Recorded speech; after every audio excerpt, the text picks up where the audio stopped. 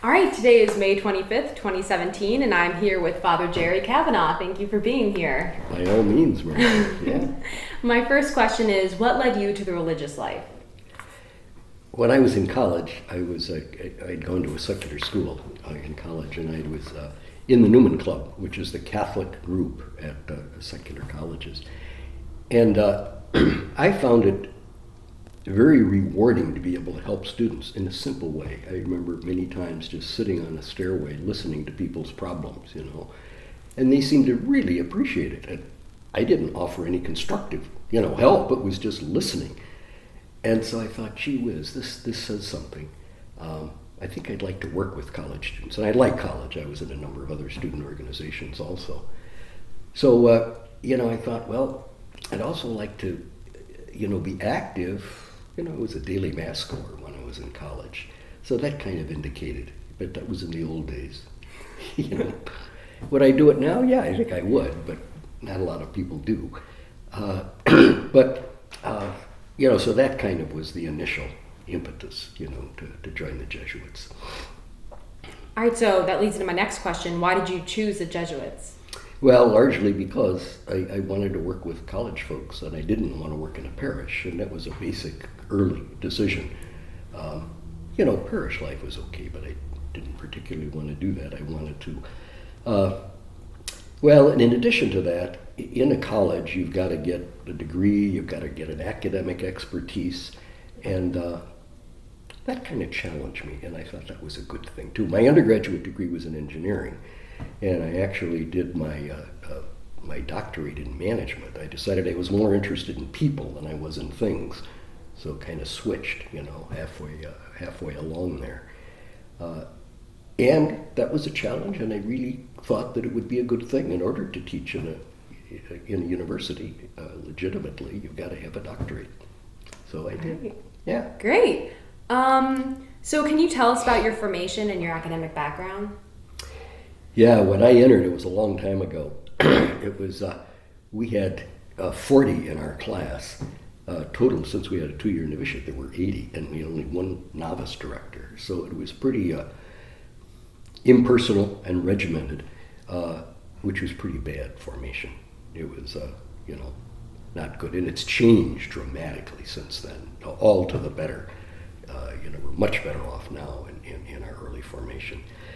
But frankly, I found that very difficult because of the 40 of us, there were only 4 that had college degrees. Almost all the others were right out of high school. So, they didn't mind spending, the day being regimented and playing baseball a good part of the day and that kind of thing. And I thought, I finished college. I want to do something constructive. And that wasn't to happen for a while. That was the first part of formation. That was what we call novitiate. Then had some studies in classical languages, which I did because I had to. And then I went to St. Louis University for philosophy, and I was fortunate there because the only ones that went were the ones who had a college degree, because we couldn't get graduate classes if we went to the regular seminary where the other folks went. So that was at St. Louis U.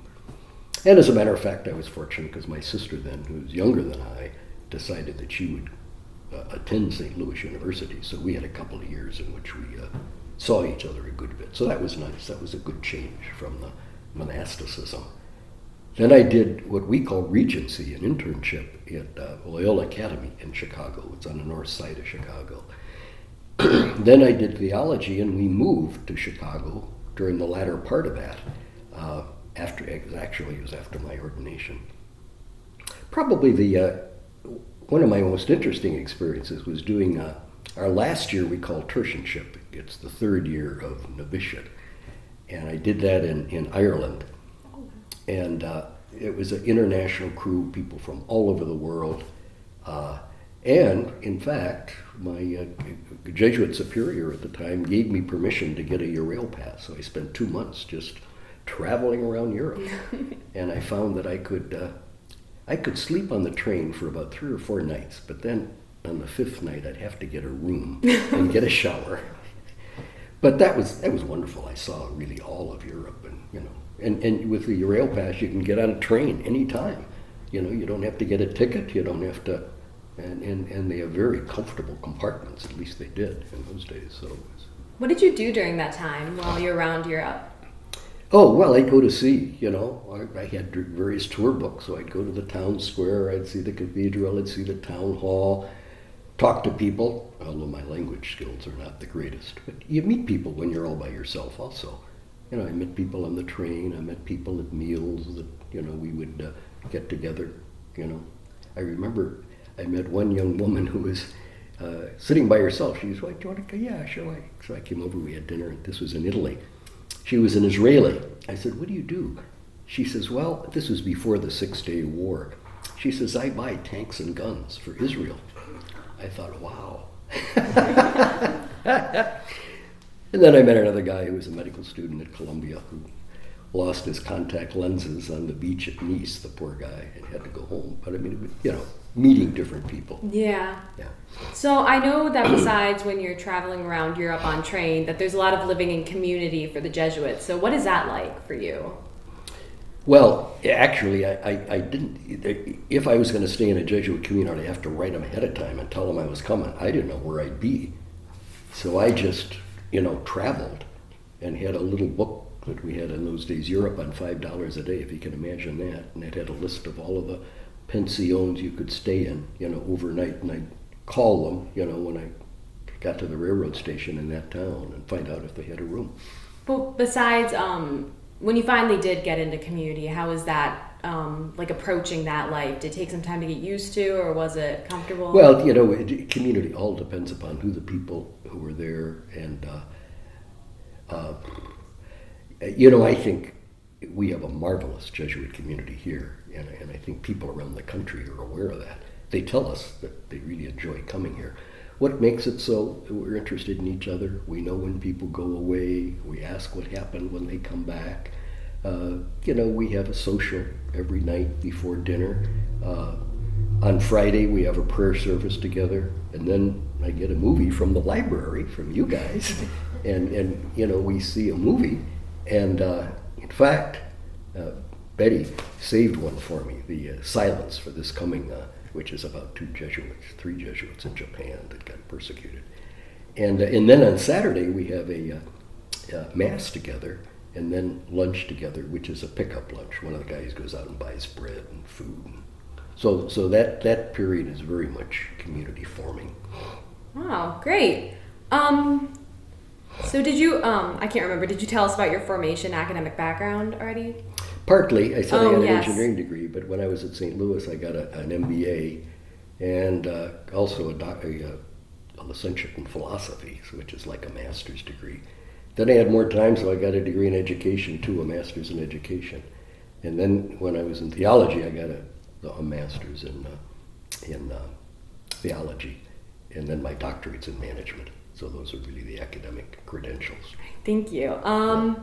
What led you to your role at the University of Detroit Mercy? That's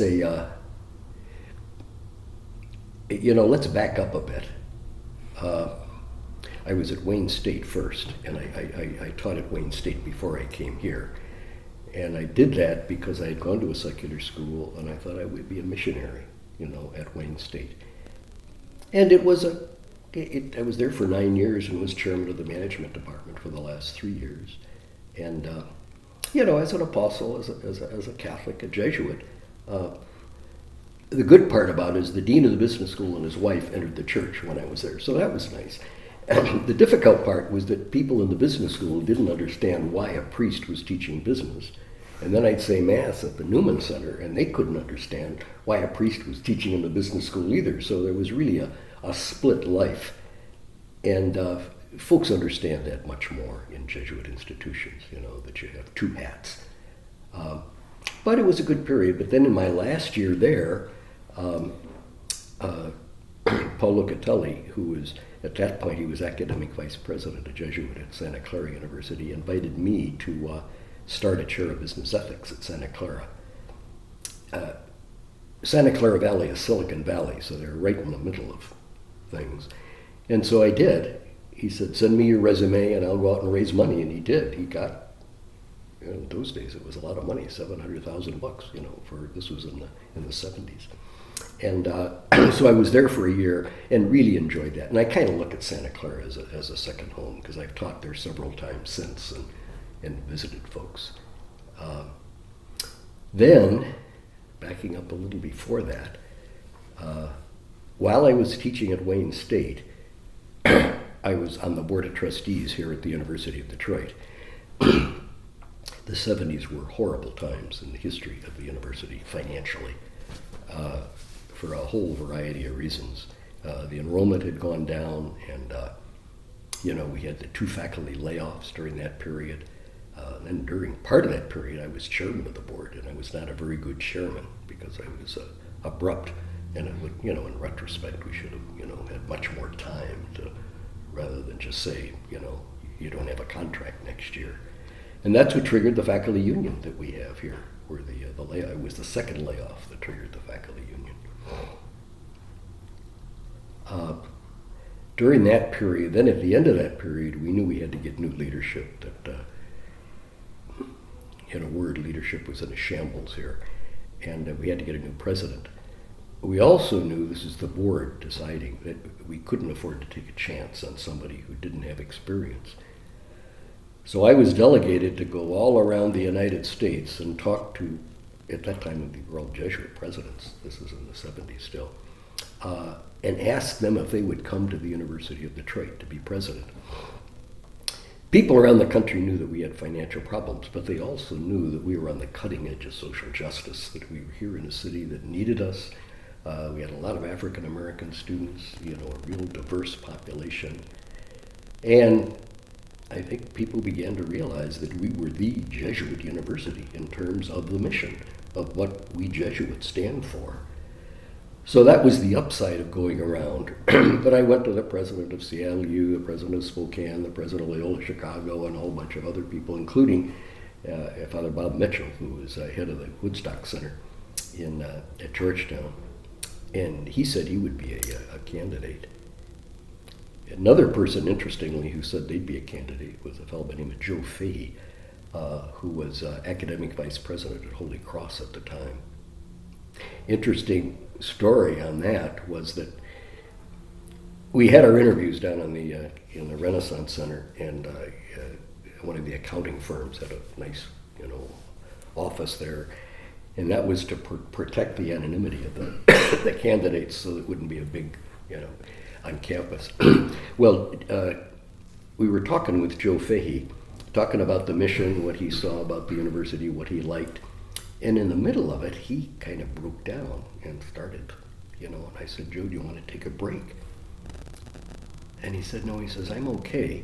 But he said, I just realized now that the University of Detroit is what Boston College was when I went there.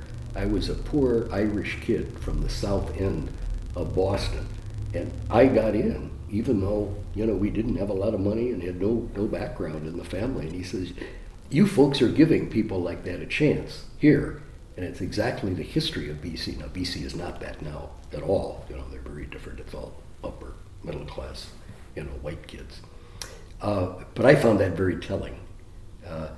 But then, to make a long story short, eventually I was chairman of the search committee for the president, and then Father Bob Mitchell decided he would come. So we had a victory, and he really stabilized us from 1979 through the consolidation, and then he stayed on as chancellor for a couple of years when Sister Maureen Fay was here.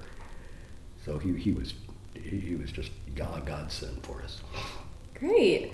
So how has life changed for Jesuits on this campus since you've been here? Well, when I first got here, we had more than 100 in the Jesuit community, but that also included 40 young Jesuit seminarians, and they lived on this side of the building, and we lived in what is now health professions. So it was a big community. We're a better community now. It's hard to have a really good community when it's so many, unless you can break it down in some way. We had some very talented people and wonderful, wonderful folks. But it's, I think the size of the community is certainly different. There have been a lot of changes in the university, of course, in that period. I think this was the original Jesuit community, this building. So this was built, as a Jesuit community, so it fits. When we redesigned it from its previous use, actually what is our dining room had been redone as our living room, and now it's back to the dining room. But we spent a lot of time in this room, the Jesuits here, trying to figure out how can we design it so it's a good community. So we brought all of the community things together. For example, we decided we wouldn't have our own bathrooms in the rooms, and that's pretty unusual. Most Jesuit places that are building their own community now, they got a bathroom. We didn't want bachelor quarters. We wanted it to be a community. And we also designed it that a lot of the things that would bring us together are on the second floor of the television rooms, the car keys, the bulletin board, and that sort of stuff. Great. How has your ministry changed over the years? When I see my ministry as dual. One is the teaching and the academic, and the other is saying Mass and being with students. And I see both of them as being very important. Not totally separate, but in a way they are. The ministry of teaching I enjoy a great deal, and right from the beginning I did a lot of writing. I was lucky in that before I came, I spent 2 years in Cambridge, Mass, doing my research for my doctorate. And we got a book out on it. I have some show and tells for you. Great. That is this Blacks in the Industrial World, and this got really good reviews from, for example, even on the back is the dean of the Harvard School of Arts and Sciences, John Dunlop at the time. Well, while we're on the subject of the books, the other one that I did is this Ethical Dilemmas of the Modern Corporation with Father Art McGovern, which maybe you've heard of the McGovern Center and the McGovern Center for Catholic Studies, but that's named after Art. Wow. And the two of us did the book. He did his doctorate at the University of Paris in philosophy, in Marxist philosophy. So in those periods, people accused him of being a communist, and it was just the opposite. He was just trying to understand Marxism, from the West. The other book that I did is this American Business Values, and this is actually the sixth edition of it. This is used in all around the country. Well, I think those are real. They're academic accomplishments, but I think they're all ministry too, because I find it consoling that thousands and thousands of folks have used that book in class, and hopefully it's helped them figure out their own goals in life, what their own values are. At least it's designed to do that, and I think it probably does, for most folks. Now, the reason I bring that up is that that's another facet of the ministry. I really got into business ethics and corporate social responsibility very early, and so I got to know all of the people that were doing the books, writing the papers, really setting the history and direction of the field. So I feel very fortunate on that, and they're still very good friends. A lot of them have retired, and they say, "When are you going to retire?" Well, that'll come. But it's consoling to be able to help folks, in the field. Yeah. So I think this is a great lead into the next question. Can you tell us about an experience that informed your ideas about social justice? Yeah, one of the big things for me was really going around the country talking to presidents of Jesuit universities and trying to get them to come here. Well, it made me rethink the mission, the goals, and the rest of the university. I wasn't teaching here at the time, but I was on the board. And then I began realizing how important social justice was. And we Jesuits had not yet taken a definitive stand on that. That came a bit later.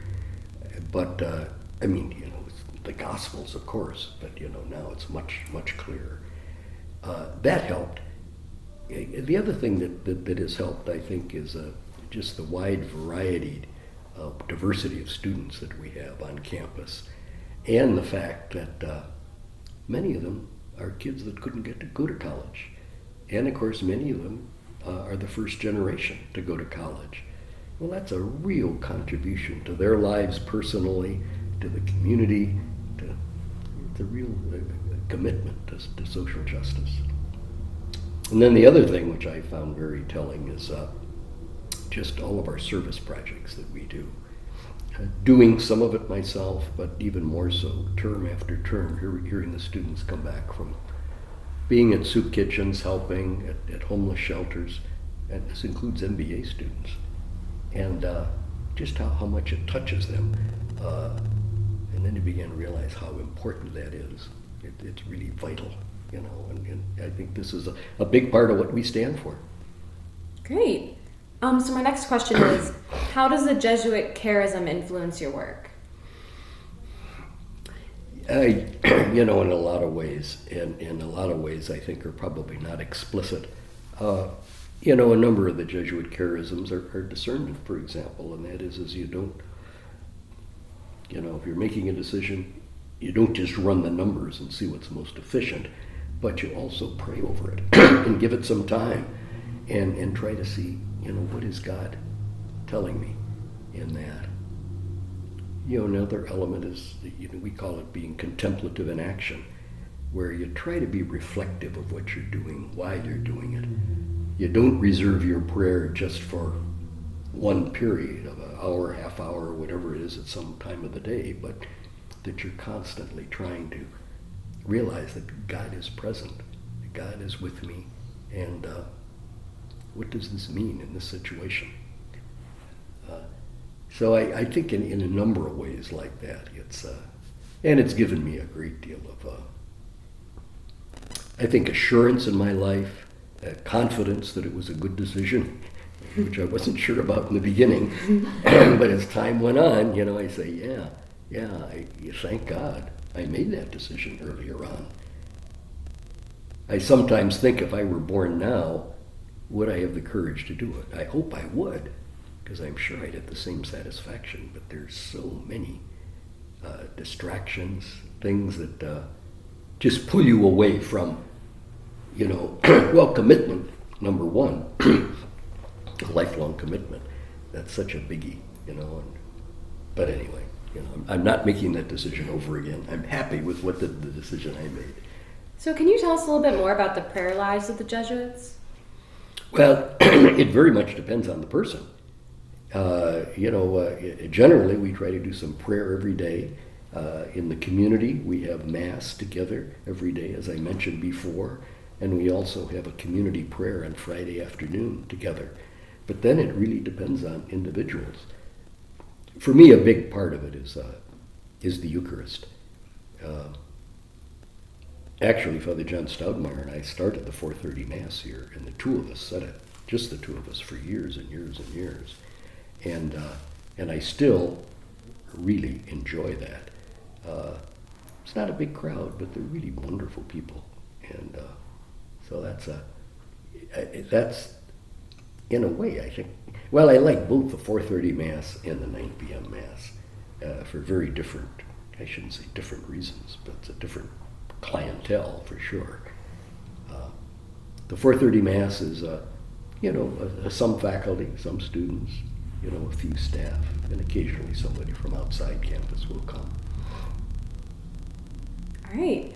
So the last question I have for you is, how do you see the Society of Jesus and the Church changing in the future? Well, I think the Society of Jesus is in a marvelous position to meet people's needs. And those needs aren't always articulated and clear, but I think folks are really thirsty for direction, for compassion, for caring for other people. And you see it, we see it in service projects when folks come back and they are so rewarded by that. And I think people realize that we're adrift in our culture, and that we really need to think about who we are, what we are as individuals, and as a community. we don't think enough about what traditionally we call the common good. What's good for the community? We've drifted, and I think this is one of our chief difficulties in our culture, not just the U.S., but around the world. What's good for me? Is this going to make you better, next year? Well, especially when it comes to major decisions in a community, that's not the point. The point is the community going to be better? Well, I think we deliver that message, and I think it's a much needed message, and I think people are beginning to recognize that it is, and I think we're there to kind of help people. Great. Is there anything else you'd like to add that I maybe might not have asked you in these questions? Well, let's see. I took a lot of notes here beforehand. Let's see if there's anything. Well, one of the reasons too that I wanted to teach in a university and get a degree is building bridges between the sacred and the secular. This is a long-standing Jesuit tradition. I mean, we were among the first peoples to do astronomy, mathematics. We brought mathematics, the first Jesuit missionaries in the 1700s to China, to Latin America. Well, it's a wonderful tradition, and to show that God is present, in every discipline, in the stars, in the angles of things, and in management studies. I think when I go to the Academy of Management or Society for Business Ethics, I bring a witness, that this is not something foreign or alien, but that God is present. And so I think that's a real plus. It's building bridges between the sacred and the secular. And that's, as I say, that's an old Jesuit goal. And, I'd like to think that I do that. Well, you asked good questions, so I think I really did cover. The other thing that brought about a sense of social justice was just living in Detroit during the really hard times years, all through the 70s and, up through Kwame Kilpatrick's time, we're doing better now, thank gosh. But boy, for decades and decades, Detroit was losing population, communities were disintegrating. And, we're still not out of the barrel yet, but that's why I want to be here. I want to be in a place where there's a need, where I can be able to be of contribution, where I can help. All right, great. Thank you so much for doing this. Okay, very good. Very good.